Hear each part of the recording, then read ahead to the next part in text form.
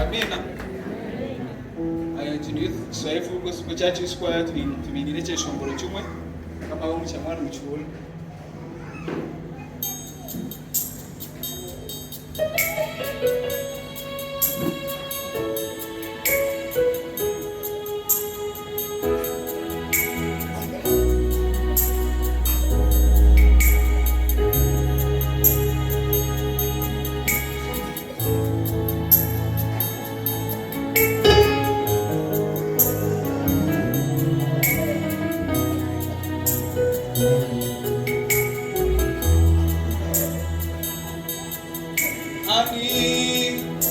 Ya wangu za Daudi uzani arana engalo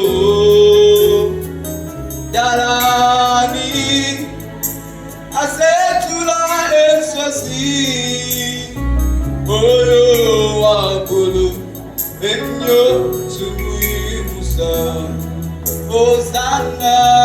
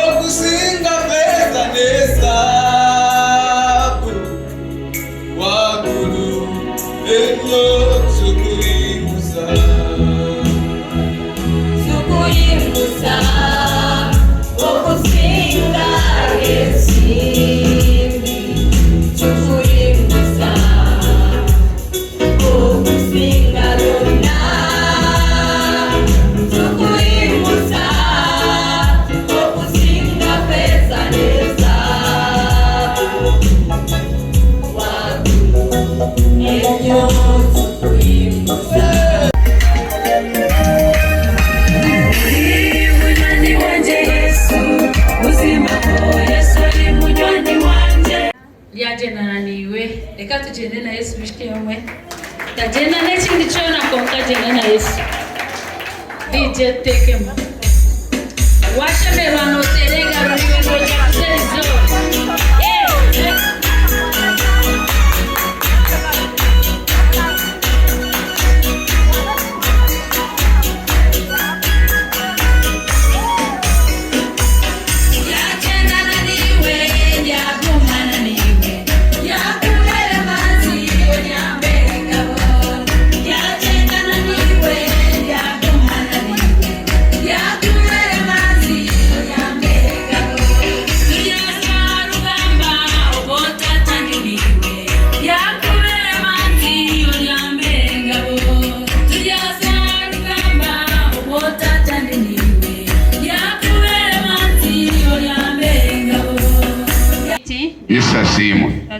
Hallelujah. Hallelujah. Hati now turi umkwijuka okufa no kuzuka kwa Yesu. We are remembering the death and the resurrection of Jesus.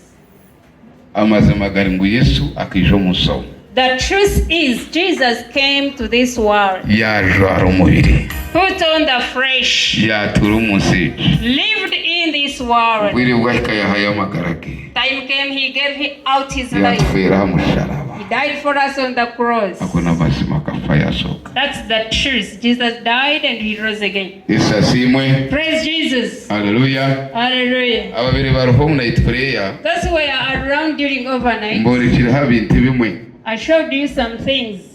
Ebimborekireho tereza ikipapuro cyane kiriya. Yine bintu bimborekireho. There are some things I showed you Kuhamya. that confirm. Yesu asimwe. Praise Jesus. Waba naenda kugenda nanye mu kigambo iki. If you want to follow me in this word, kwata Biblia yawe uze mu Galatiya. Get your Bible and go the book of Galatians. Osome shura ishatu. Read Galatians chapter 3. Tandikira rero rw'ikomere ishatu mushoma tushomere. From verse 13, the Bible reader read for us. Ishatu okutandikira riri rw'ikomere ishatu. Galatians chapter 3 from verse 13. Abwachi nimbashobora rebe. Why am I explaining all this to you? Abarokora bamwe tubakamanyire yaba barugero mu mibiragiro. Some brethren are not yet aware where they got out of the laws. Kakwije musebene yakuburira uhinduka. When the seventh day comes and preaches to you, you change. Mbone izuba ngenda kuhereza aho gwinonce. Today I want to give you the highlights. Zomba Galatiya ishuri ishatu tandikira rw'ikomere ishatu tushomereho. Galatians chapter 3 from verse 13. The Bible reader read.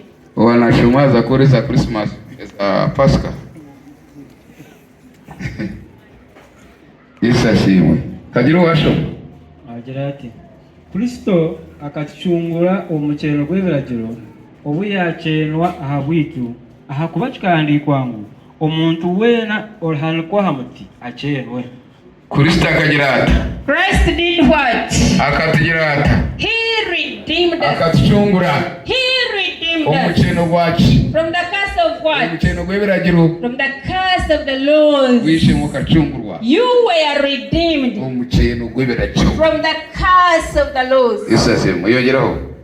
Ngu ahabwa Kristo Yesu omugisa ogwahirwa Aburahamu gwice n'aho abanyamahanga okwikiriza kubone kutiisa omwoyo owaraganisibwe. Komezamu. Bisemwe kangambe nkoku abantu bagamba endagaano nangwa n'obu yakuba ey'omuntu ku eheza kuhamibwa tahariho ndiizo ogiita nari ogyongeraho. Yongera. Nimumanya ngu endagaano ya Ruhanga endagaano za Ruhanga akaziraganisa Aburahamu n'omwizukuru. Taragize ati abizukuru nga bingi kureka akagamba omwe ati omwizukuru wawe niwe Kristo. Genda. Kamba sobolere eki ekintu kugamba endagaano y'Ruhanga yaraganisiira ebiragiro ebyahirwe bwa nyuma hahingwireho emyaka 430. Teri kubaasa kugiita nari kugihindura busha nari kuhindura busha ekyaraganisibwe ahakuba obuhunguzi kuri bwahirwe habwe ebiragiro bukabire butakiri bwokuraganisibwa konka Ruhanga akaba Aburahamu namuraganisa mbwenu si ebiragiro bukaba habwe kibi ahabwenshi bukongerwaho ahabwo kushisha Bana. bukongerwaho ahabwo kushisha Bikongerwaho ahabwo kushisha okwisya ahakwiza k'omwizukuru owaraganisibwe omu ndagaano byakwasibwa abamarayika ngo babihe omuteerani kandi omuteerani taba omwe konka Ruhanga n'omwe. Mbwenu kukirabe kiri kityo nimugira ngu ekintu kibuzo ngo nikukirabe kiri kityo. Mbwenu kukirabe kiri kityo nimugira ngu ebiragiro bakahakanisa nibahakanisa Ruhanga yaraganise rubuza. Agasa tushomereho. Bibiri Elizoba. Ikaki 19 ntagira 19. Mbwenu shi ebiragiro bikabaho abwenshi bikonjebwaho abo kushisha okisa akwija ko mwijukuru ogwaraganisibwa mu ndagaano yakwasigwa abamarika ngo babihe omuteerani kandi omuteerani tabo omwe konka Ruhanga n'omwe. mwe nukukira bekiri kityo numugira ngo eberagiro ni bakanisa eberhanga yaraganise rubuza kwa kuri habire ekiragiro eco kuhisa magara okukirira kukatunjigwe ahabwe eberagiro konke byandikigwe bikatwarira hamwe byona kutegekwa kibi ngo abari kwikiriza bahebwe ibyaraganisiye bwabo kwikiriza Yesu Kristo. Konko kwikiriza kutakizere tukaba turindirwa mu butegeki bw'eberagiro stegerize ukwikiriza kwa babiri ni kwenda kushurugwa wacurure You had that. kwikiriza kutakizere Before faith, tukaba turindirwe mu butegeki bw'eberagiro. we were kept in the laws. Ukwikiriza kwaheze kwija When faith came, twakitegekwa beragiro we are no longer under the law. ko yongera handa yanaza kushoma When you continue to read wari them, bumbi buri yawe when you search in your Bible, nihagira ngo ibiragiro bikatubera umurezi shoma urebe nabwo eco ebiragiro bikatubera umwegesa wo kutisa ari Kristo tubone kwiwaho orubanja abwo kwikiriza konka mwenu ngoko ukwikiriza kwizere twakiri mu butegeki bw'umurezi kuba muri Kristo Yesu mwena muri abana ba Ruhanga abwo kwikiriza ya twakiri mu butegeki bwaci we are no longer bw'umurezi under the care of the caretaker. katire y'Abagalatiya shurina urwabiri na rumwe Galatians chapter 4 verse 21. imwe bari kwenda kutegekwa ebiragiro ni mu ngambire timurihurira ebiragiro garukanye imwe bari kwenda kutegekwa ebiragiro mu ngambire mwene ko umuntu yakugambira ati imwe abarikwenda kutegeka ibiragiro mu ngambire genda umije imwe bari kwenda kutegekwa ebiragiro ni mu ngambire timuhurira ebiragiro nimanya ko cyandikirwa ngo Abrahamu akaba ine abatabani babiri umwe akaba ariyo w'umuzana undi wisho ariyo w'umukazi nyiteka kandi umwana w'umuzana akazarwa abo kwetenga ko mubiri uwo mukazi yazagwa abwendagano ibyo biri nk'emfumu kwa bakazabo bamanyisa endagano ibiri imwe karwa umushozi Sinayi igene y'ibiragiro ikarwa rushozi Sinayi Muse yabyihire iroko yazire abana b'ubuhuku yes niwe Hagari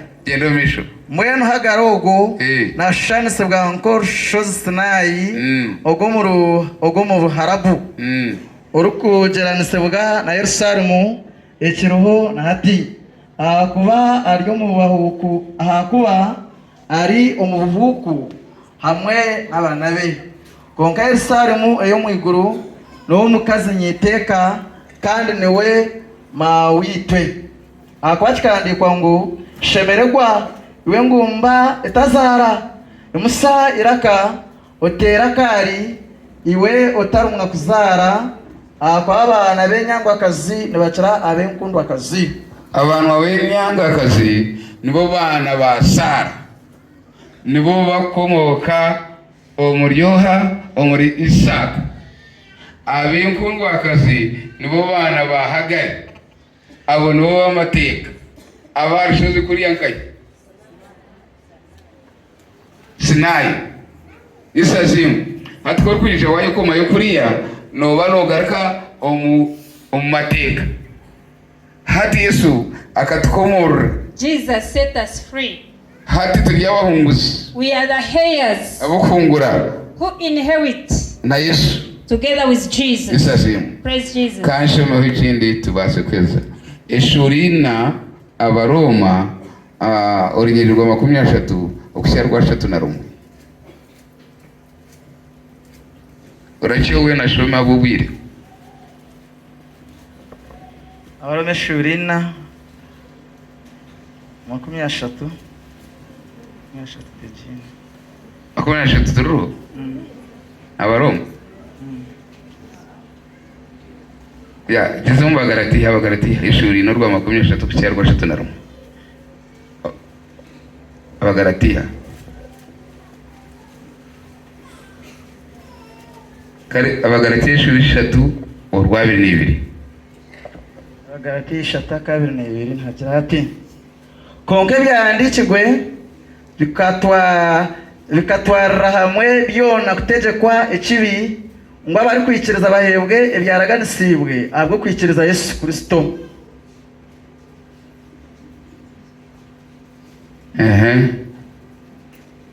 Isasimwe hati noreba Now you see, hariho watushungwire, there is someone who hariho watupfirire, who died for hariho us, watushashurire. who paid for us. Ni wowe Yesu. Is Jesus. Kuriyo mu biragiro In the laws, tukata kubibasha we were unable. bikaba byaturemere. We had failed. Haleluya. Hallelujah. Akwa Biblia itugambira But the Bible tells ngo us, biragiro kuri bya bintu bihisa amagara. if laws were giving life, Kuri bya bintu bihisa amagara Yesu akata kuza kwisha. Jesus wouldn't have come. Biblia itugambira The Bible tells ngo us endaganesya that the New kuri habiri Testament, hatine kishishikiremo. if it was Amene upright, endagane nkuru if the Old kuri habiri Testament hatine kishishikiremo. was upright, Ensya tekubire. the new one wouldn't have come.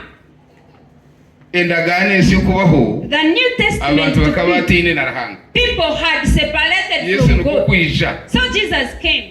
omundagane ensya In the New Testament, akatugarukanisa na Ruhanga. He reconciled us back to God. Twantwishuka As we remember okufa the death n'okuzuuka. and resurrection, Twantwishuka okucungurwa kwitu. we are remembering our redemption.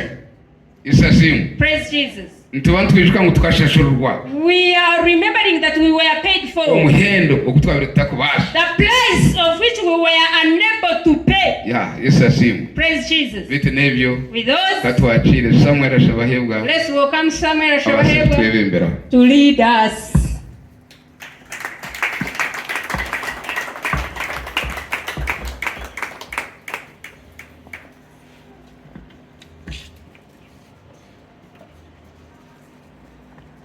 Praise the Lord. Mukama asimwe. Is it not a good Sunday? Egitusande nungi barokore. Praise the Lord. Mukama asimwe. Because I didn't hear a response. Ndakurogarwa. We should be so happy because even we're going to share the Lord's meal, I think. Shemerire kuba shemerirwe mnonga abo kuba ntuza no kwira. Praise the Lord. Mukama asimwe barokore. For that reason, let's stand up. Reka twemerera bishimye. Praise the Lord. Amen. So that we can start the sermon in vigor, Kugira ngo and tusange anticipation, in kutumwa joy. umani omulingo gw'omutara. And when we are going to get the meal, we get it when we are in. Kandi natwe ntuza kwira tube twijire omwoyo. Praise the Lord. Mukama asimwe And let abikiriza. us give a hallelujah in a Kiswahili Gospel Church style. Tera haleluya omulingo gwa Kiswahili ogutwazamu. Now, 1, 2, 3, let's go.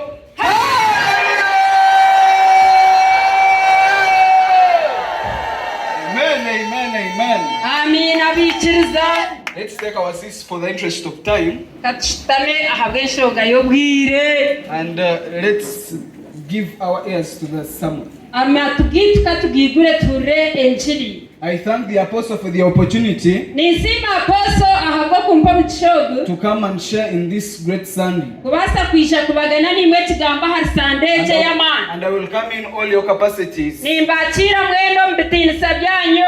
Praise Jesus. Yesu asimwe. Let's pray for the word. Katushabire kigambo. Father, in the name of Jesus, Tata mu izina rya I Yesu. thank you for this wonderful day. Nikusimiriza obarunje. I thank you for bringing us here, all of us. Nikusima habwo kutuleta hamwe tweno mwanyo. We come in genuine repentance Twisha kandi ntwetiisa omu mazima. for everything we have done wrong. Ahabwa byona bitushabuze.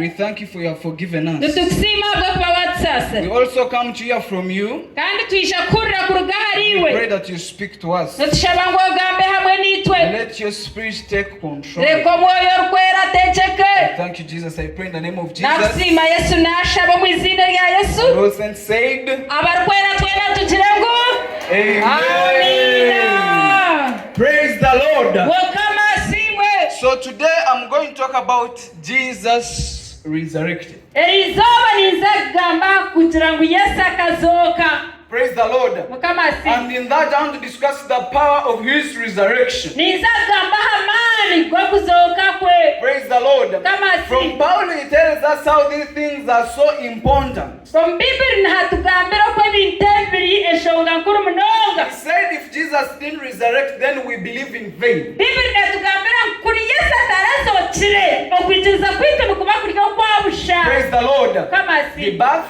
okuzarwa kwe death more greater, na n'okufa kwe the resurrection, na n'okuzoka then kwe the ascension. hamwe n'okutemba So kw'omwiguru. today we are remembering the resurrection. Erizooba turiyo twishika okuzoka kwa Yesu.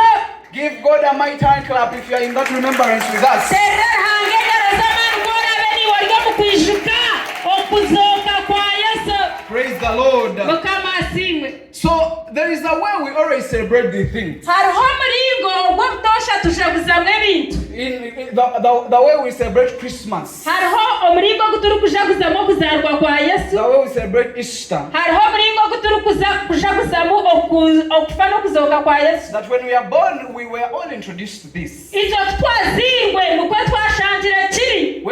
When it reaches that day, Izooba ery'okuru rikwihika. as a child, they may buy for you some good clothes. That's Christmas. Nk'omwana kyashiga ekiro kikuru amanya taata naaza kungurira ekiteeteeyi kisya. Then you see some meals coming in. You see a goat, you see a cow. Oreeba baagurayo embuzi ngu egi n'ey'okubaaga, oreebayo ente ngu egyo n'ey'okubaaga. For those ones who are so into it, they will decorate. Reero abo abandi nibahunda n'amaju gaabo bagura decorations badecoratinga. Then we shall shop. Then bagenda baze omu maduuka bagura ebintu. Then you visit up country. Nangwa n'okutayaaya bakyezanga service egi murabarabamu You mutaaya. do all those great things. Ebyo byona eby'amaani tubikora. Praise the Lord. Mukama asiimwe. But I see that in all that, Konka nindeeba ng'omuri ebyo byona. sometimes we do not go back to reflect the incense, Obumwe n'obumwe nituremwa kugiza aha nshonga yenyine nkuru. the power of these days. Amaani g'okufa kwa Yesu. Not that the power is in the days, Tukugira ngu amaani gari omu the mazooba. power is in the remembrance of what the day is trying to tell you. Amaani gari omu kwijuka ekyo ekizooba ririyo nigyezaho kukugambira. But I was seeing that now we understand these days except for gospel Konka church. batiitwe nka Kiswahili Gospel Church amazooba go tugeetegereza gye twanitujaguza nitujaguza eki turukumanya.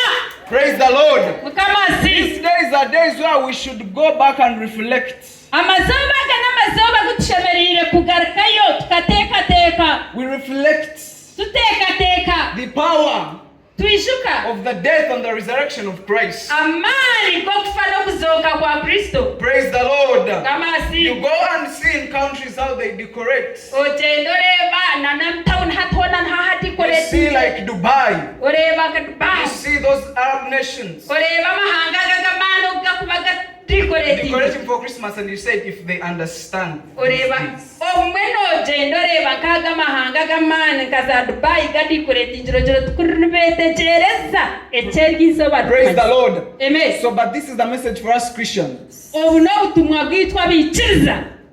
Paul tells the church in Ephesus, Pawulo n'agambira ekanisa y'Abefeso he says, do not be like the Gentiles. n'agira ati mutaba nk'abanyamahanga. Praise the Lord. In this meaning, these people who are not of Israel, the nation of God, Ekirikumanyisa ngu abanyamahanga bakaba babiire bari abantu abatari mu Bisirayiri ihanga rya Ruhanga. these people who are not like of God. Abantu ababiire batari mu kishana kwa Ruhanga batari ba Ruhanga. Praise the Lord. Kama si So he says, do not be like the Gentiles. Pawulo yabarabura yabagira ati mutaba Do nk'abanyamahanga. not walk as the Gentiles because they walk in the vanity of their minds. Mutakagenda nk'abanyamahanga ahabw'okuba bo bagenda nibakuratira enteekateeka zaabo. Having a darkened understanding, and because of that, they are alienated from the life of God. Tibiine kwetegereza ahabw'enshonga egyo batyamisiibwe kuruga aha muramwa gwa Ruhanga. And through that ignorance, Kandi burabura omu butamanya obu there is a blindness of their hearts. hariho kuhuma kw'emitima yaabo. Praise the Lord. Come on. So when it tells us do not walk like the Gentiles, Pawulo yaba naaturabura ngu tutagenda nk'abanyamahanga. it means it is possible for a Christian to walk as a Gentile. Nikiba nikimanyisa ngu nikibaasika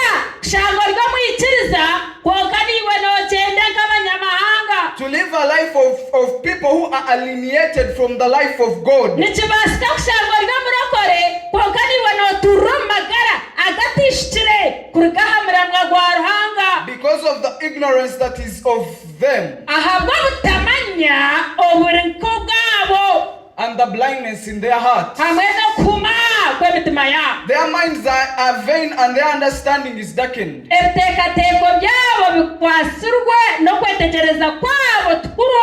So it is possible to be born again and not enjoy the Christian life. nikibasika kushanga waziirwa bwa kabiri konka otari kushemererwa mu magara g'obukristaayo g'oburokore. Praise the Lord. Kamasi. What am I saying here? aha ndiyo ningezaho kumanyisa ki As Christians, itwe we nk'abikiriza have accepted everything the world gives us. itwe nk'abikiriza twikirize buri kintu kyona ekyensi erikutuha. For example, ekyokureberaho we may accept sickness. nitubaasa kwikiriza endwara, We agree with what the world says on poverty. twikirizana n'ensi ekyerikugamba aha We bworo, agree on what defines success and failure. twikirizana n'ebirikugamba aha businguzi n'okuremwa We ebirikubireeta. accept frustrations and confusion. turi abarokore konka nitwe twikiriza okuburabuzi okushanga weena oburabuzi. We say, oh, it's part of life. tugira ngo obutushiga mu nsi omushi mbwenu ebyo nibibaho nabyo nitumwe aha magara gitu. We settle to be like the world. tuhumura tumarwa tunitwe tubanke abensi. But what am I saying here? aha niyo ningezaho kushoborora ati That we should not settle to be like the world. tutushemerire kuhumura tukaba nk'abensi. And that difference ekyetandiso starts from the death and the resurrection of Christ. netandikana okuruga omu kufa n'okuzooka kwa Kristo.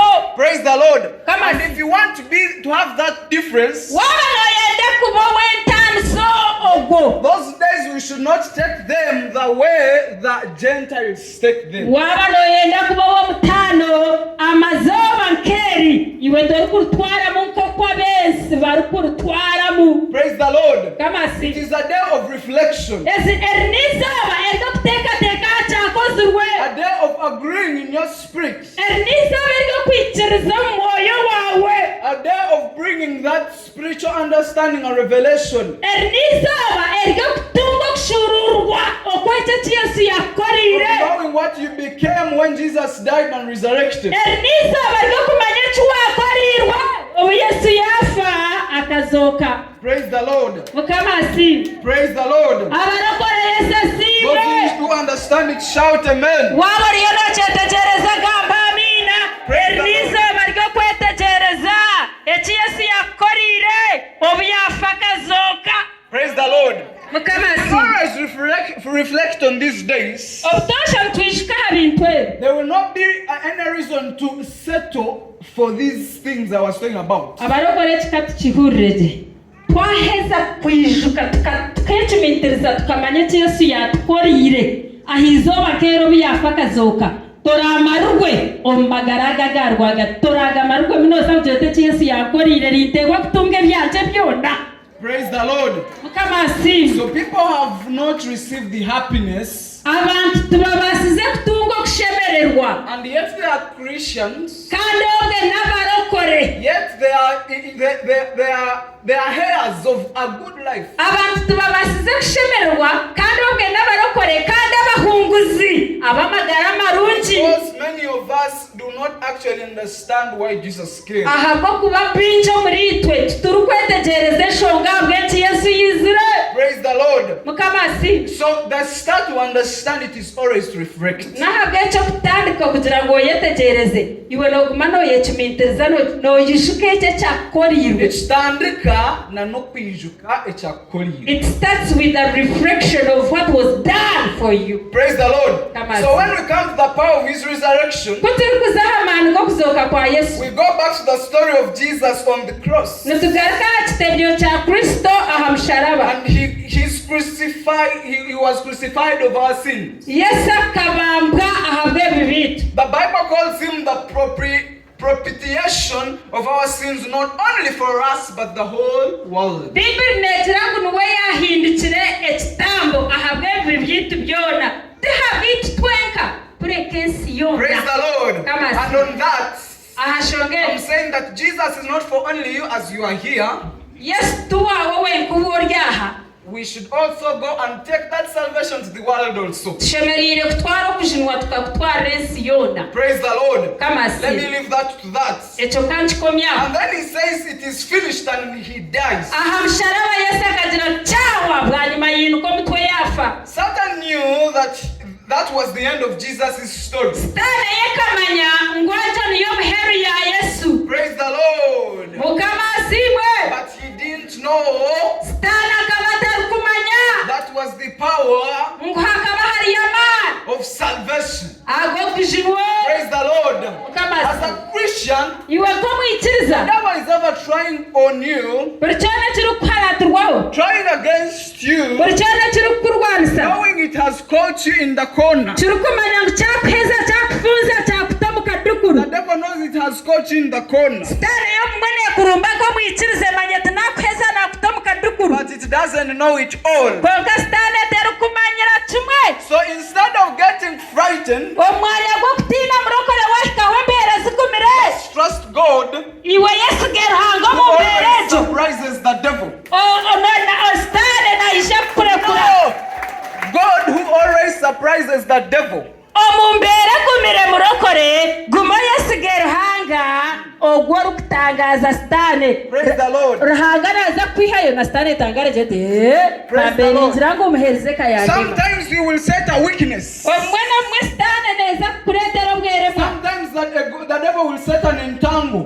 Omwana mwe stane neisha kwisha ekwate ekuteke mugoye kome. God will use that same entangle to elevate you. Ruhanga naza kukozesa ejembera ekwasire stana kuretereho ruhanga kwimusye To elevate you, akwimusye to elevate your family, ayimusye to kayawe elevate your friends. ayimusye banwana bawe. Praise the Lord. The Mukamasi word says, ekigambo because of kikugambira what Jesus passed through, ngo byona byesi yarabiremu. praise the Lord, he Come on. was given a name above all names. Byona byesi yarabiremu akahebwa izina rukira amazina gandi gona. This is the devil squeezing Jesus. Ejini stane yabire nenyiga Yesu. But in that squeeze, Jesus got a name above all names. Konka noburi ese nabe yanyinjisirizibwe ruhanga kamuhizina rukira amazina So gona. that same squeezing, Mbere niwe ko kwariyo wena no God uranyinjisirizibwe. can use it Ruhanga naza kukozesa kunyinjisirizibwa kwawe. to elevate you. Akurimusye. Praise the Lord. Amen. Secondly, Ekyakabiri from that death and resurrection of Jesus, kuruga ahizoba ningasha kukuzoka kwa Yesu. praise the Lord, Kama si that death that the devil planned for Jesus, ejo rufu eyisitane yanambire Yesu ngwafe. from that same death, Kuruga mu kufa kwenu kwa kumwe we who are one with Christ, itwa baryowe na Kristo we got salvation. tukatunga kujinwa. Praise the Lord. Kama si So the same squeezing the devil is putting in you. mbere niwe kusitane riyone kunyigana ubwo I'm ryaho. saying, when God comes, it can also be a result of an elevation for your family, for your friends, and everyone attached. Murokore chetegerezeje stane mbere chegumira yakuresireho rahanga kwara bitahebo naza kwimusya ayimusye kayawe ayimusye mukago yawe ayimusye byawe byono. Praise the Lord. Mukamasi The devil doesn't know God. stane terukumanya ruhanga He doesn't know God. stane terukumanya ruhanga. Praise the Lord. Kamasi One Christian omurokore omwe said that the devil is not frightened by the prayers we make. omurokore omwe akagira ngu stane tarukutinisiriza shara eziturukushaba He's not intimidated ngu stane tarukutinisiriza shara eziturukushaba because he knows God more than us. ahabwo kuba kunamanya munonga ruhanga kukiritu Because he was with God in the beginning. ahabwo kuba kuruga mu kutandika sitani akaba yabira na ruhanga And she continued. yagumiza munakiraza Some of us have not gone to heaven to see God. ngo bamwe muri ito ntabwo no mwiguru twakasayoga ngo turebe And ruhanga he saw God.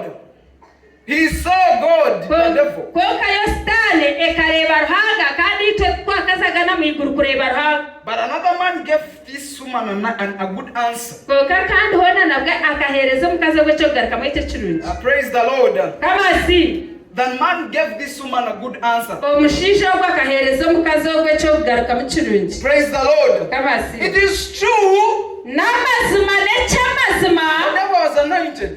nechamazima Satani kaba yabireshikirweho amajuta. He was anointed seraph. Satani kaba yabireshikirweho amajuta. Praise the Lord. He had Amen. many abilities in him. nomanya ngu Satani je kaba yabireine okubasa ekekora ebintu bingi munonga himbise kora bingi. Yes, Satan was uniquely created. Ego Satani kaba yabire hanjirwa omuringo gw'omutano. But hear this. Konka hurreki God has never lived in Satan. God has never lived inside Satan. ruhanga takaturaga munda ya Satani omuri Satani. But Konka God lives in you and me. ekiburokore kihurreki ruhanga takaturaga munda omuri Satani konka iwe nanye ruhanga naturra omuri twe. So you can't tell me Ekyo nchoreka that Satan knows God more than I and you do. iyo Satani nemanya ruhanga okukira nyowe niwe okuturi kumanya Because God is in me. ahabwokuba ruhanga ryo muri I inye am in him. kandi nanye ryo muri we. Somebody shout hallelujah. Tera haleluya. He abides in me. Ruhanga natura muri inye I am in him. kandi nanye ryo muri we.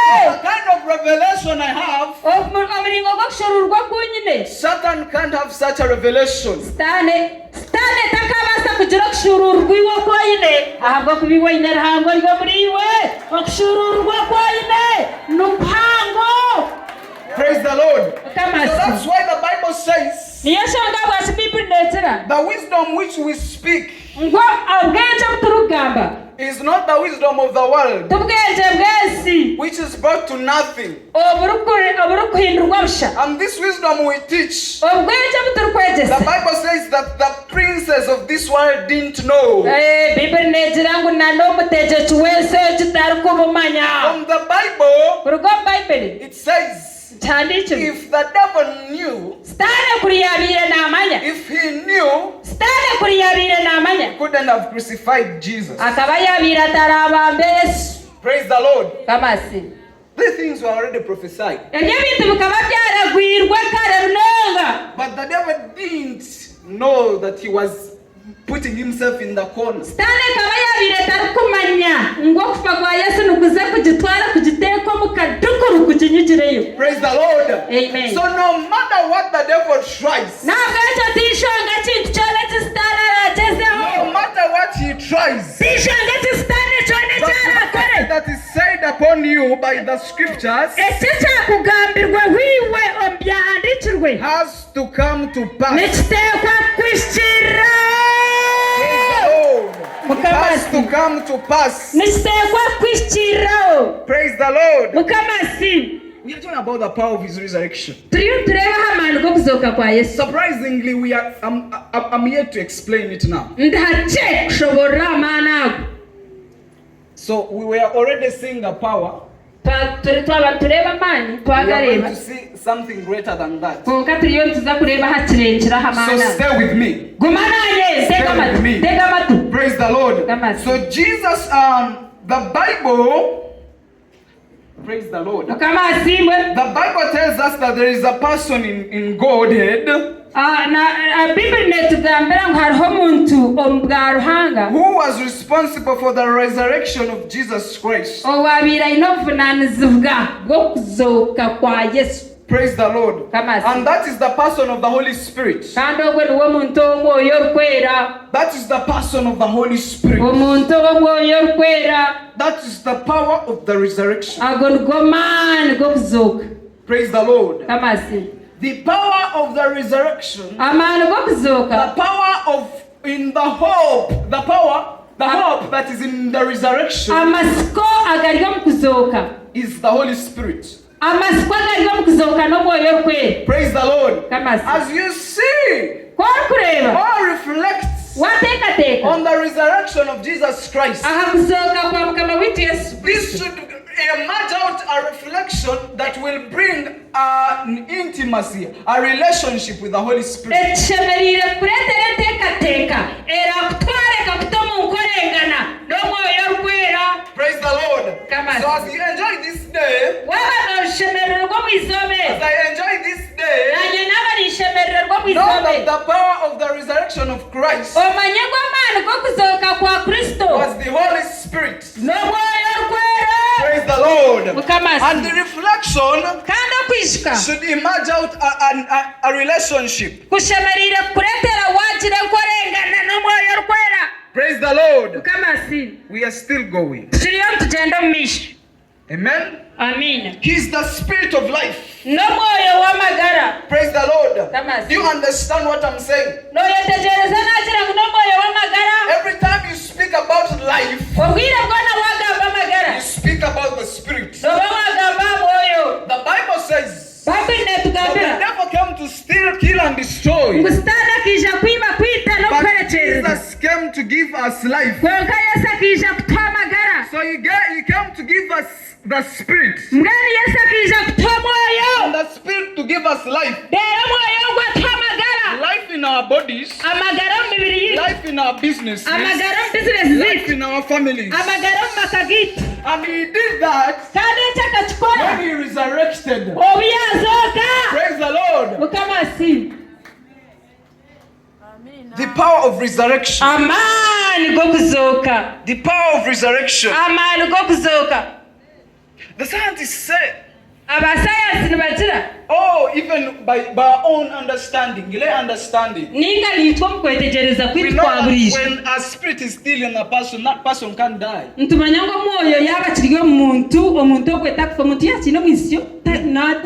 Praise the Lord. Because the spirit must leave the body for that person to die. So Jesus was enduring all those sufferings because the spirit was still in him. The spirit of God. Praise the Lord. Because I was sharing on Friday, seeing how Jesus was able to endure that suffering, it was because the spirit of God was still in him. Praise the Lord. But when he gave out the spirit, that's when he died. Praise the Lord. So everything they did to Jesus, the intensity of it, he couldn't die because the spirit was in him. Do you see how much his life? Let's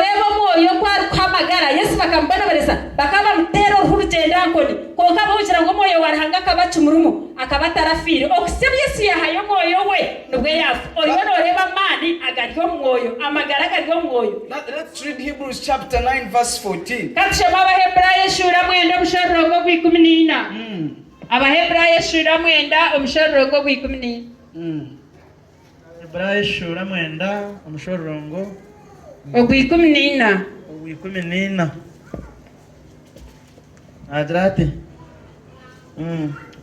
Eshagama ya Kristo wayehireyo aharuhanga abwo mwoyo kwera kuba ekitanda kitine kamugo terikira munonga kushemeza emitima yanyu terikira munonga kushemeza emitima yanyu kureka emirimo efire mukabona kuhereza ruhango urire. That word talks about the Spirit of God. You see how he is the enabler of good works. The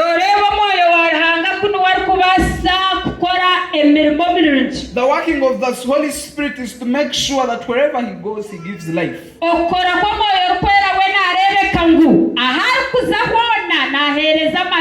Praise the Lord. Now let's read Ezekiel chapter 37 verse 12. Ezekiel eshura yashatu na mushanju omushorongo gw'12. Ezekiel eshura na yashatu na mushanju omushorongo gw'12. Agira ati nabwo echo obahanurire obagira ati okunuko mukama ruhanga ari kugamba nagira ati mwe bantu banje mwe reba nigigure bituro byanyu mbihemu mbagarro munsi ya Isiraeli. Praise the Lord. Mukama simwe. Praise the Lord. Abinjiriza Yesu simwe. Talks about the womb, the tombs. Yesu aha ekigambo cyanga cyo tugambira habuturu. It is a prophecy. And this was a prophecy that was to happen when Jesus dies and his resurrection. You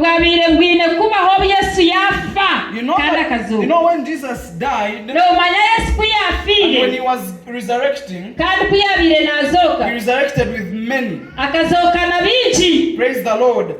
So God shows us that they could not understand these people, these Isaiahs, when they are prophesying this, the Spirit of God was upon them. Praise the Lord. But it was not yet clear. But in this time when the Spirit came, He made us understand this. Praise the Lord. And He showed us how when Jesus was resurrecting, how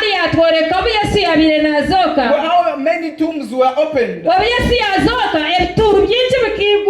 Praise the Lord. Amen. So this is Jesus. The Spirit goes out. The body stays in the tomb. Jesus goes in hell. And there is a war in that place. Praise the Lord. To get the keys of death. To defeat their enemy. All of the principalities, the power, the dominions of the evil spirits were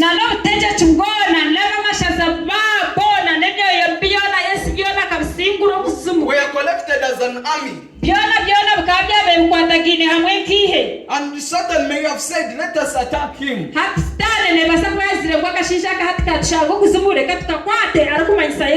Praise the Lord. Because we thought we had killed him. But his spirit is here. And there was a war between them that day.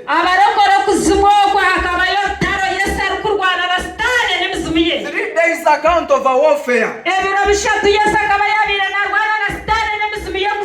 As he went in hell, the Bible says he shook them a knot.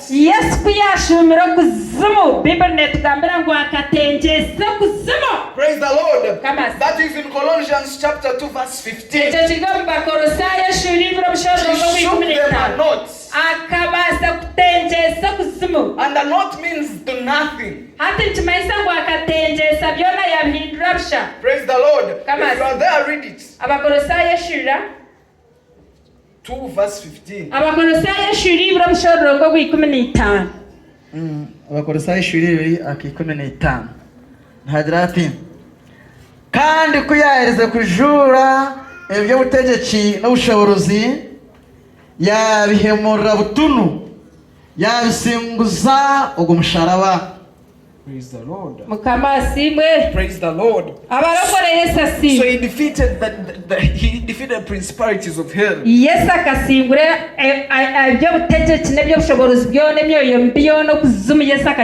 And he makes a public spectacle. Praise the Lord. Amen. And if you remember, the place of the tabernacle, there was the outer court, the inner court,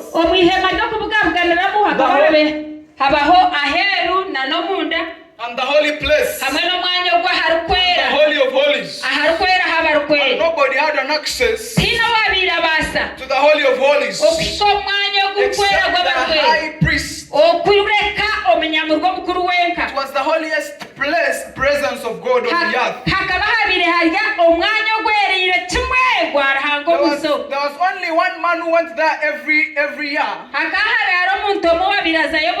for the sins of the world. But the moment of the Spirit of God, the moment the Spirit of God left the body, the first thing he does, he earned the church access to the presence. He earned the church to the presence. Give God a a mighty hand clap for Terera that. hangengaro wawa chetetereza. Praise the Lord. Omoyo kwera gahereza okwigurwaho rw'igi rw'okukomisho ga Ruhanga. Always have it in head. Obutosha kumena okimanya omu mutwe gwawe. Always think about how would it be Kandi ogumena okiteekateekaho nk'oku kiri. if we came to this deeper understanding. Twahika aha kwetegereza buziba. How we all have a deepest place of the presence. Hati nitwe twena twine obugabe bw'okukomisho ga Ruhanga. Praise the Lord. Kamasi. All of us. Twena iwe nanyo ine obugabe. Praise the Lord. Kamasi. And the results, Kandi ebiri kurugamu. the demonstrations, Ebiri kukorwa. the manifestation Ebiri of kweyoreka. the power of God Bw'amaani gwa will Ruhanga. depend Nibuza on kurikira. how we interact with that presence. Ebyo orakore, amaani agu orakire, nibiza kurikirira okora twazemwe nkorenga n'egyo eyo ine na Ruhanga nicyo kirakwiyiriremu oku orakore n'amaani agu orakire. Okora twazemu okubaho kwo. How you will interact with that presence. How you will interact with the presence that was opened for you. Okora twazemwe okubaho okwo kwakwigurirweho. Praise the Lord. Kamasi. We all have that access. Twena twine obugabe bwo kweshyikira hati. Praise the Lord. Kamasi. And that's what brings the difference. Ekyo nicyo kirikutuhindura ab'omutaano. Praise the Lord. Kamasi. We see people healing the sick. Turebera abantu nibakiza abarwayi. The presence. Nahabweki okubaho kwa Ruhanga. Praise the Lord. Amen. So the power Amaani of his resurrection g'okuzooka kwe contains many things. garimu ebintu. Amaani g'okuzooka kwa Yesu garimu ebintu bingi. It condemns everything, Amaani g'okufa kwa Yesu nigasingisa orubanja. everything that came with sin. Buri kintu kyona ekizire n'ekibi, amaani g'okufa kwa Yesu nigatisingura ningashi nigatisingisa orubanja.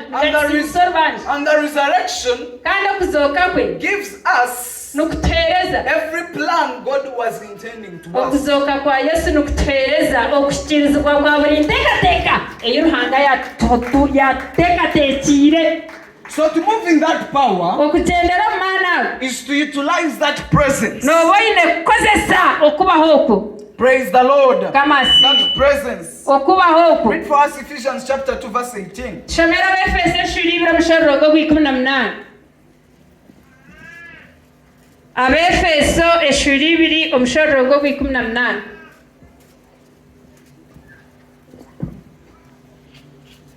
Abefeso eshuri ibiri omushororo gw'ikumi-na-munani. 18 ntihagira ati hagira kati akuba ahubwo twembi twikirizi twembi twirire hihi na ishebona umwoyo umwe. Praise the Lord. Mukamasi. That is the power of his resurrection. Ago n'amaani g'okuzooka kwe. Read for us Romans chapter 8 verse 11. Abaroma eshura ya 8 ogw'ikumi-na-gumu.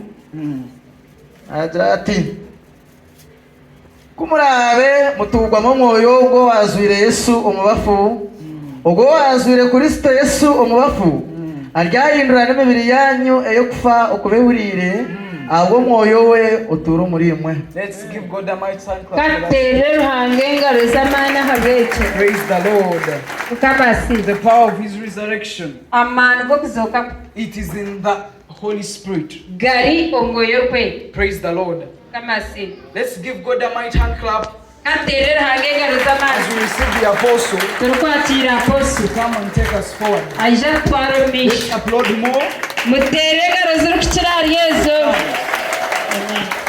Hallelujah. Hallelujah. Yesu ashimwe. Praise Jesus. Ikigambo bakibahereza You have heard the word. mwakigurra. You have heard the word. Nitwara omugishogo I take this opportunity okubirisa eki. to remind you this. Yesu ashimwe. Praise Jesus. Okurubwira ryona All along, omukutambika in the beginning, Ruhanga kahanga omuntu God created man omukishana kwe in his likeness. yawe nimwe yamuhangira He created man, yamuhamu omwitsyo breathed in the place, omwitsyo gw'amagara breath of life. omuntu yabuhurire. Man became alive. Yesu ashimwe. Praise Jesus. Korukugumisamu When you continue wahika omukutandika in Genesis eshura ya katano chapter 5. n'imishororo ngo kwiyongera yo maisho From verse 1 and you continue. umuntu yasiskara Man sinned na buri kitekateko cy'umutima w'umuntu cyaba kibi and he became corrupt.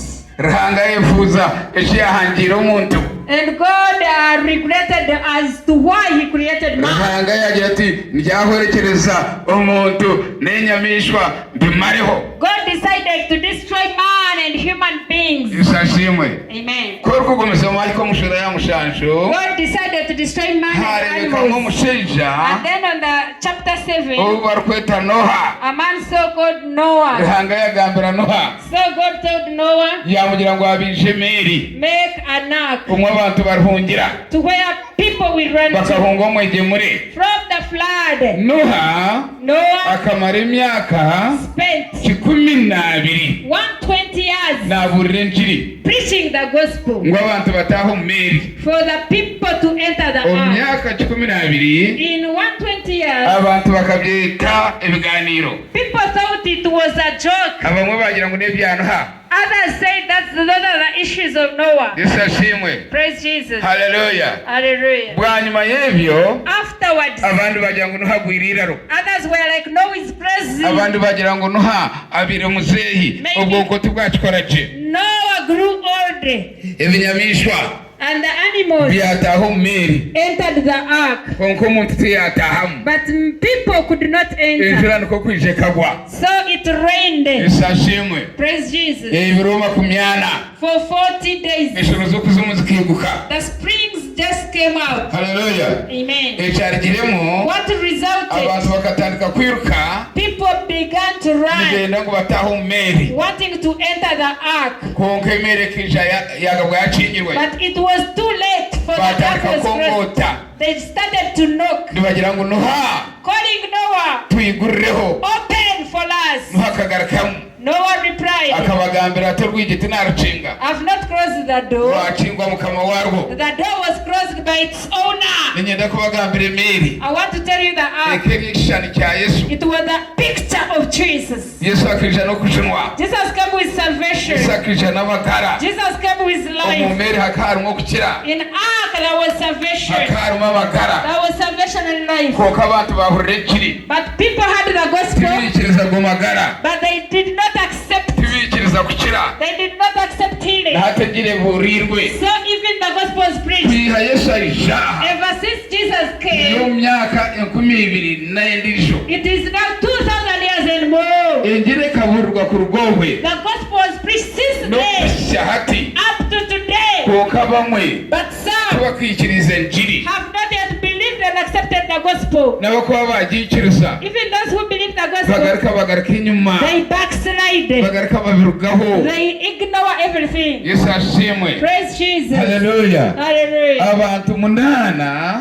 8 people nibo bahonokireho survived umbwire bwa Noha. during the time of Noah. Abantu binji bakapfa. Very many people perished. Yesu akakigamba ati. Jesus said, akagira ngo He said, akahanda the way akarutasiyo magara to life kafunzire is narrow abarukazorana bace. and few find it. Yesu Jesus niwe Meri is the ark ya Noha. of Noah. Yesu Jesus niwe buhungiro is the refuge ubwo kubasa kuhungira mu gehena in which you can run to, bakijo katunga magara. escape from hell and you get life. Yesu ashimwe. Praise Yesu Jesus. niwe muhanda Jesus is the way, n'amazima the truth, n'amagara. and the life. Hallelujah. Amen. Akizira He abe came to his home, bamwakira. but they didn't receive him. Bibuli netugambira The Bible says, bamwakire those who received him, akabahereza he ubushobozi gave them the authority okwiruka abana to become abana barahanga the children of batari God, bana ba Satani. not the children of the devil. Yesu ashimwe. Praise Jesus. Hallelujah. Hallelujah. Abantu bahwerekerera People perished umwegemure in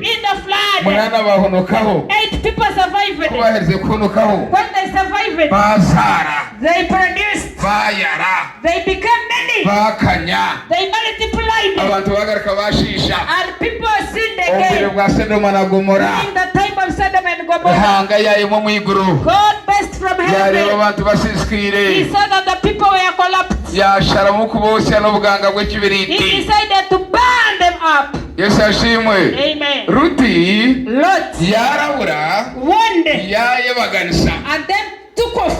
Yesu ashimwe. Praise Jesus. Ruti Lot yayohereza ubwo bamarika was sent to the angels. bamugambira kwaruga umusodoma na Gomora They told him to leave Sodom and we Gomorrah n'umucyara we n'abana be together with the wife and the children. bonka bagambirwa ngo batariranze nyuma But they were instructed not to look back.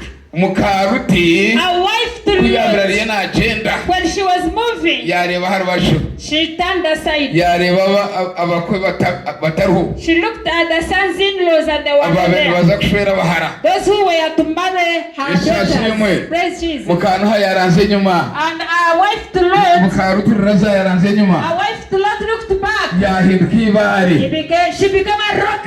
abantu babiri baruga kurunda umunyu aho babiri bahumurira And then they would just rest from that rock. na hati koko byabire biri As it was umbwire bwa Nuha during the time of Noah, umbwire bwa Ruti during the time of niko biri Lot, na hati so it is today. abishemwa bamwe bagarukire nyuma Some brethren have they abamwe barindwi backslided. barwo mu ryato Others are leaving the ark. abamwe barindwi baranze nyuma Others are turning aside ubu and back. ubwire This is the due ubwo time kugaruka kwa Yesu for the coming of ariyo Jesus. nisha kwakira kanisa Jesus is coming to take the church ekini bara na mfunya without a wrinkle or a spot. ninyenda kubagambira aka I want to tell you this. bwa nyuma Afterwards ya Nuha of na Noah Ruti and Lot, hatandika indaganesya the New Testament came in. indaganesya yatandika The New Testament came in. Yohana yaburira injiri John preached the gospel, yarangirira kwija kwa Yesu declared the coming of Jesus. abantu bategereza kwija kwa Yesu People waited for his coming. bakabinecika They were zealous. konka kwihereze kwija But when Jesus came, bamwe bamwita umushuma some called him a abandi thief. bamwita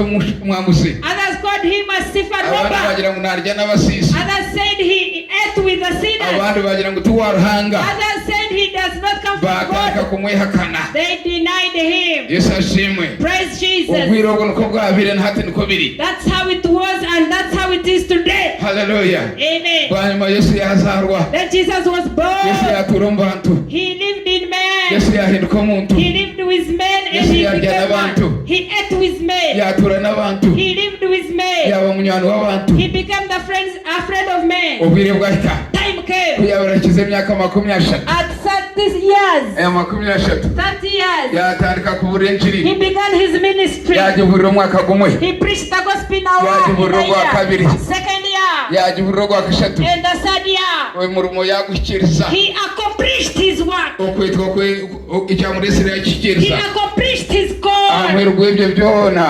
Afterward, bamukwata he was arrested. bamubamba He was crucified hamusharaba on the cross. kuyabira rya hamusharaba When he was on the cross, hashaha ya mwenda at the ninth hour, urukingo rwa hekaro the curtain in the temple rwatandukamo ibicika bishatu torn apart. haleluya Hallelujah. hakabarwa igisika There was a wall cyabiri kikumiririwe nanjye that had separated you and I, takabasha kugarukana na rahanga that we should not access and reconcile back to takabasha God, kwishikira rahanga that we should not reconcile back to God. ikigeco That wall, yesu yabambwa when Jesus was crucified, kargaho it was removed. igisika kakihaho Jesus removed the curtain. haleluya Hallelujah. yesu yafa Jesus died. yahereze kupfa When he died, omushinja ubarkweta Yosefu wa Arimasayi a man so called Joseph from Arimathea, wa Arimasayi Joseph of Arimathea, yasaye wa Herode went to Herod, yashaba umutumbi gwa Yesu requested for the body of kandi Jesus. izuba ryo kwetegura It was a day of preparation. karyo rwa katano It was a Friday. gushaba bagumuhereza After requesting for his body, the body was given to him. yagusiga umwenda gwa bushwa Wrapped it in a linen cloth. yagutwara He took the body, yaguzika mu kituro buried it in a tomb cyabiri kitakazikwa muga muntu of which no one had ever been buried in. kituro cy'Yesu yazikirwemo The grave in which he was buried in, kikaba kitari cyeye it was not his grave. kashirye cyentizano It was just for the while. haleluya Amen. haleluya Amen. aha kiro cyo urwa katano Friday, urwa mukaga ariyo Saturday, sande bwa kubwa bintu butagurikana early morning on Sunday, utakashensire early morning coming on Sunday. kino kya kashatu On the third day, yashuma okuzima mu bafu Jesus went down. ko kuzima mu bafu When he reached down underneath, yakwata sitaani he helped the devil, yamwaka ebishomorozo picked the keys, yamwaka obushobozi picked the authority and dominion, yamukoma kandooya tied the devil. sitaani akomire The devil is bound. yesu ebishomorozo yabireeta Jesus brought the keys. yabireetera ekanisa He brought the keys to the church. yabigarura ekanisa He brought the keys back to the ekanisa church. niyo eyine ebishomorozo The church, we have the keys. sitaani tayina The ebishomorozo devil does not have the keys. sitaani tayina ebishomorozo Say that the devil does not have the kiro keys. ky'ebishomorozo ninye byine Say, I'm the one with the keys. ruhange engaro n'amanakaari Give God a very mighty hand clap and a shout of joy. gakuterera engaro Another mighty hand clap to God. nambagambira aka Let me tell you this. akarikwenda kushana n'eki That is likened to this. hakaariho omushaija w'omugabe There was a king owaabire naategeka ihanga who was ruling a nation, owasitamire n'abakungu be who sat with his nobles, akagira ngo omuntu oriibe bamukwata bamwite and they made the laws that when someone steals, he's to be arrested and killed. yesu ashimwe Praise Jesus. bwanyuma omwana we yiiba bamukwata ariyotegere omu nguudo robare Afterwards, his son was just arrested because he was a robber on the highway. yesu ashimwe Praise Jesus. kubarize kumukwata After arresting his son, bamureeta he brought his son. bamuta omu kihome They brought his son and imprisoned him. hatiishe Now the father yaronda oku arayamba omwana we looked for the way out, yaremwa but all was in vain. ku yaremerwe When he eki failed, yakozire what he did, yiija yajwara ebijwaro bye eby'obugabe he put on his royal robe. yaza aha geeti y'ekihome nka kyamugorani He went at the gate of the prison like Chamgorani, nka kitarya like Shtaria prison, nka ruzira like Luzira prison. yagera aha geeti When the king reached at the gate, omusirikare yamureeba the soldier looked at the king yamanya ngu n'omugabe and he knew he was the king. yamuteera sayuti He saluted for him. yamugira tugenda kuzooka omu kihome kureeba abasibe baryo He said, I want to go to the prison and check on the prisoners. yashikireyo When he reached in the prison, yashangayo omutabani he found there his son. yamugira ati mwana wanje He said, my son, okahemuka really what you did was so ashaming. You did something that was hati nyine bad. kindakorere I have nothing to do for you. bwenu hati Now, jura ebijwaro byawe by'obusibe put off your uniform for the... bijure I put them off. yabijura The boy put off the uniform. hagati aho habaho kujwara busha And then someone was naked there. omugabe nawe yajura ebyeyi by'obugabe And also the king removed his royal robe omugabe yajwara busha and he was naked ahabw'omwana we because of his son. nk'oku omugabe ogwo naagamba As just that king obu nagira ngu akajwara busha who was naked. yesu niko yajwekirwe obushaha bwawe That is how Jesus was naked because of him. yesu ashimwe Amen. haleluya Amen. kuyaheza yamugira ati jwara ebyanje And then he said, put on my royal robe. kuyaheza kubijwara After putting them on, omugabe yajwara eby'omwana the king put on the uniform eby'obusibe of the prison. yesu akajwara ekibiri kyawe enaku yawe ebibi byawe yahinduka omusibe aha bwawe Jesus put on your body, your flesh, and he became a sinner on your behalf. yesu ashimwe Amen. bwanyuma yagambira omutabani And then afterward he told his son, kwata n'enkoni yanje go tell on my staff, sohora move out ogende and go away. niwe naazaaho omwanya gwawe I'm now in your place. yesu akaza omwanya gwawe Jesus became your substitute. yesu tarasiise Jesus didn't sin. yesu akaba atiine ekibi He was having no yesu sin. akaba atiine mushango He was having no case. iwe niwe wabire oine omushango You were with sin and iwe a nanye case. nitwe twabire twine omushango You and I, we were to die. yesu yaza omwanya gwitu But Jesus became our substitute.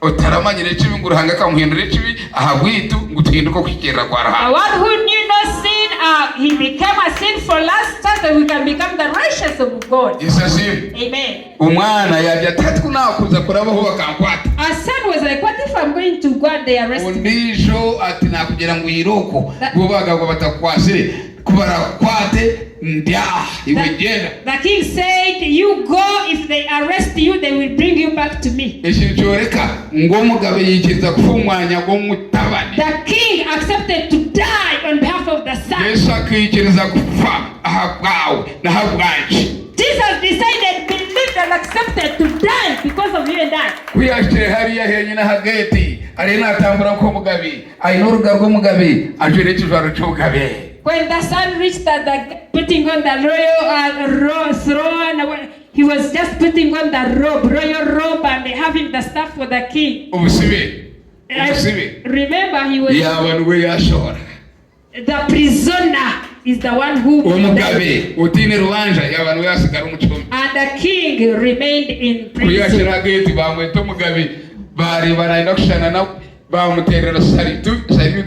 When he reached at the gate, they saluted for him and he went out. See how you are going to pass through the gate of heaven. Amen. There is the one who paid the price for you and I to go to heaven. Time came. They brought the prisoners and even the king, putting on the uniform for prisoners. The one who was the judge said, I am seeing the king. Amen. Others said no. There is the son who resembles him. The judge said no. I am seeing the king. Praise Jesus. Hallelujah. Hallelujah. When they were still arguing, the king said, I'm the one. I'm here on behalf of my son. Because I had nothing to do. I'm the one who put the law for one to be arrested and killed. Now my son broke the law. I'm here on his behalf. Kill me. The judge said no. Now, no the rest who were to be killed. All of them, they are justified. And even the king was justified. They were all set free. Remember, Jesus was crucified with the sinners. And he resurrected with some. One of the robbers who repented on the cross also was resurrected with Jesus. Praise Jesus. There is a song that says, the love of Jesus is a song. Hallelujah. He was from heaven, but me, I was to be in the grave. Praise Jesus. Hallelujah. Amen. Have you seen Jesus? His love. He offered himself because of you and I. He died for you and I. Have life. Hallelujah. Amen. Let me go back to this.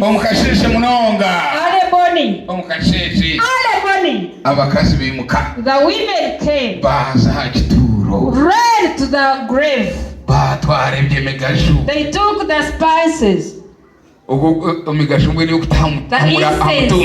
They took the incense. When they reached there, women were the first people on the grave. Not men, but women. They found Jesus was not in the grave. They found the angel sat on the stone. The angel asked them, why are you looking for the one who is alive from the dead? Jesus is risen. Women ran.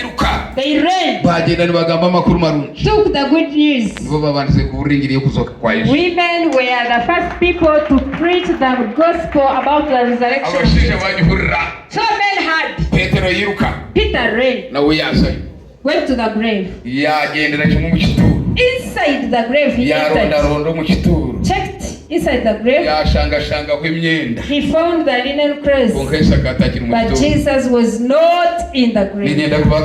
I want to tell us, as Peter went and found that Jesus was no longer in the grave, up to today, Jesus is not in the grave. Jesus is risen. The angel told Peter, ngogenda ugambira benshi be. Go and tell his disciples muza kumushanga hana that you will find him in such a place. nko kuyabagambira. As he told them. Petero nawe yiruka. Peter ran. Yiruka. When he ran, amakuru yagatwara. he spread the news. Amakuru gakavuga hona. News were spread all over bagamba Yesu azukiri. About the resurrection of Jesus. Jesus is risen. Yesu azukiri. Jesus is risen. Yesu azukiri. Jesus is risen. Bantu barahangamwa bapurikira. People have got listening in. Nabari bandeba. And all who are seeing and hearing me. I want to tell you this. Buriyo mwachebuze. Everyone ask yourself. Yesu kuratara azukiri. He did kabiri turahi. Resurrect. Where would we be? Kabiri chi. What would we be saying? Kabiri tsachi. How would we be looking like? Kabiri tsuarachi. How would we be putting on? How would we be putting on?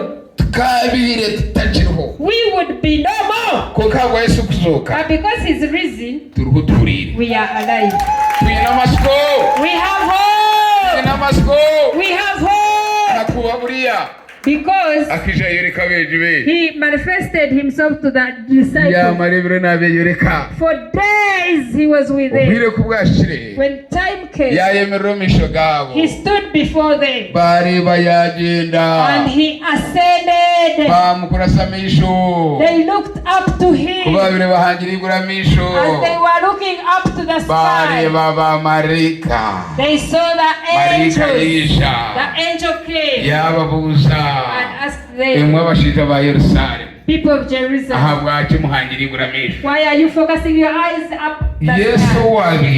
Jesus, who was taken away from you, has God prepared for you praise. He will come back to take you. I want to tell you today, Jesus went to prepare for us the praises. As he has not yet come, Jesus is still preparing your praise, preparing your seat, preparing where you shall stay, preparing where you shall live. You might ask me, I want to give you the example. In this world, when we are preparing for the parties, they prepare the tent, the reception, they decorate the tent. They decorate the tent. And they decorate the seat of the bride and the bridegroom. And when the bridegroom and the bride, when they come moving. They come moving. The bridegroom and the bride, they go and sit. Praise Jesus. I want to tell you, it will be one day, you and I, we shall be moving and walking with Jesus, going to inherit eternity. The Bible tells us he will wipe out our tears. Amen. He will say congratulations. He will say congratulations. Jesus will congratulate you. Hallelujah. Amen. Therefore, we are speaking about Jesus who is alive. Jesus is alive. We remember Jesus who is alive. He's no longer in the grave. He was risen. He's alive. Amen. If you were to vote, someone who is alive and someone who is dead, to whom can you vote for? You can vote for someone who is alive. Vote for Jesus today. If you are not accepted, as I stand before you, raise up your hand. Let's welcome you. And you vote for Jesus. Accept Jesus. Receive Jesus to be your personal savior. Is there someone who wants to get saved? If you are there, raise up your hand. We pray for you. And you get saved. And you resurrect with Jesus today. Jesus wants to resurrect with you today. He wants to give you life. Do you need life? If you are not yet born again, raise up your hand and I pray for you and you get saved. Raise up your hand if you want to get saved. If you want to get saved, raise up your hand. Amen. Raise up your hand if you want to get saved. Raise up your hand. Wherever Wherever you are, if you want to get saved, raise up your hand. Someone else. Stand up on your feet whenever you are. Stand up. Let me request you. Before he, if you want to get saved, I'm going to speak words repeatedly. If you want to get saved, let's all close our eyes. For someone who wants to get saved, I'm going to speak words, repeat after me. Close your eyes. All of us, close your eyes. If you want to get saved, repeat after me these words. Say, Jesus, I've heard your word. I've accepted to be saved.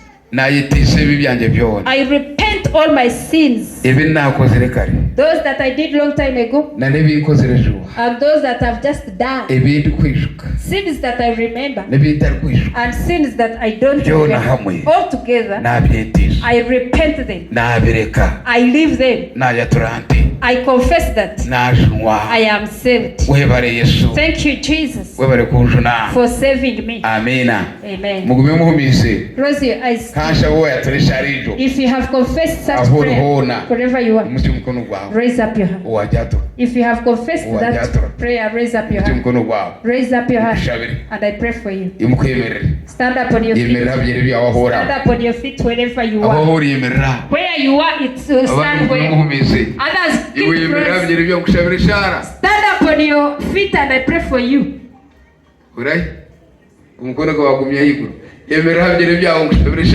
Stand up on your feet and I pray for you.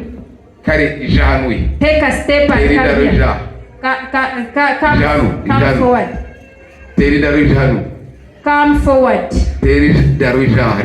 Come forward. Come forward. Here. Here. Here. Come. Hurry up. The Bible says, Jesus says, someone who is ashamed of me before men, I will as well be ashamed of him before my Father and the angels. Come, don't be shy. You come. Come. Someone, I pray for you. Hurry up, come. A mighty hand clap. Someone else is coming. Come and join this. Even though you are here, you are but you had. You also come and renew your salvation. Come and renew your salvation. You come. You have been saved, but somehow you have grown cold. You come. Come and I pray for you. Hurry up, please. Don't fear people, fear God. Fear God. Come back to God. Come back to God. Come back to God. Resurrect with Jesus. Come back to God. Hurry up. Come. Hurry up. Come. Raise up your hand. And I pray for you. Repeat after me these words. Say, Jesus, I'm here before you because I have known you paid for me the price. You paid for me the penalty. I'm here before you. I repent all my sins, those that I did long time ago and those that I currently do, those that I remember and sins of which I don't still remember. Together, I repent them. I leave them. I confess that I am saved. Thank you, Jesus. Thank you for saving me. Amen. Raise up your hands and I pray for you. Father, in the name of Jesus of Nazareth, I'm standing here before you and before your servants and maidens servants. Pray for your servants and maiden servants who have accepted you to be their personal Savior, abakugarukira, who have reconciled back, abayitisa, who have repented. n'abashabira ishara yo kushunwa. I pray for them Nashaho mu izina rya Yesu. in the name of Jesus Kristo mukama witu. Christ our Lord. Amina. Amen. Ati mwarokore. You are now born again. Ati muri abarkwera. You are the saints now. Mwemereka murebe. Stand and mundebe hanuya. you look at me. Kuturaheze kushaba. After service, mutakureba uko. come to me. Ubwo wishiye mwuko. Naza kubahandika. I will write you down. Mwana murano kushabirwa ntiza kuma tubashabira. We shall always pray for you. Ntwena no kubamanya nimwe mutumanye. We want to know you and you get to know us. Yeah. Thank you. Mutagenda mutamurebere. Don't go before you see. Mugarako myanyanyo musitabe. Take your seats.